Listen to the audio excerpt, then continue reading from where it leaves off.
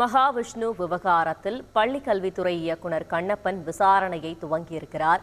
இது பற்றின கூடுதல் விவரங்களை செய்தியாளர் ராமச்சந்திரன் வழங்கிட கேட்கலாம். ராமச்சந்திரன், வணக்கம். இந்த விசாரணையில் யாரெல்லாம் பங்கேற்றிருக்கிறார்கள்? முழு விவரங்கள். வணக்கம்.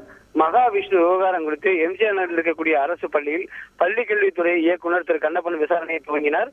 இந்த விசாரணையை பொறுத்தவரை பள்ளிக்கல்வி முதன்மை கல்வி அலுவலர் மாஸ், அதே போல அசோக் நகர் பெண்கள் மேல்நிலைப் பள்ளியைச் சேர்ந்த தலைமை ஆசிரியர் தமிழரசி, மேலும் சைதாப்பேட்டை மாதிரி மேல்நிலைப் பள்ளியைச் சேர்ந்த தலைமை ஆசிரியர் சண்முக சுந்தரம் மற்றும் அந்த பள்ளியைச் சேர்ந்த ஆசிரியர்கள் இந்த விசாரணையில் பங்கேற்றுள்ளார்கள்.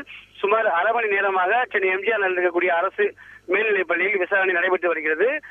ஏற்கனவே விவகாரம் தொடர்பாக பள்ளிக்கல்வித்துறை இயக்குநர் கண்ணப்பன் தலைமையிலான குழு 3 நாட்களில் அறிக்கை தாக்கல் செய்யப்படும் என அறிவிக்கப்பட்ட நிலையில் தற்பொழுது இயக்குநர் விசாரணையை துவங்கியுள்ளார். குறிப்பாக இந்த விசாரணை சுமார் 1 மணி நேரத்துக்கு மேலாக நடைபெறும் என்றும் எதிர்பார்க்கப்படுகிறது.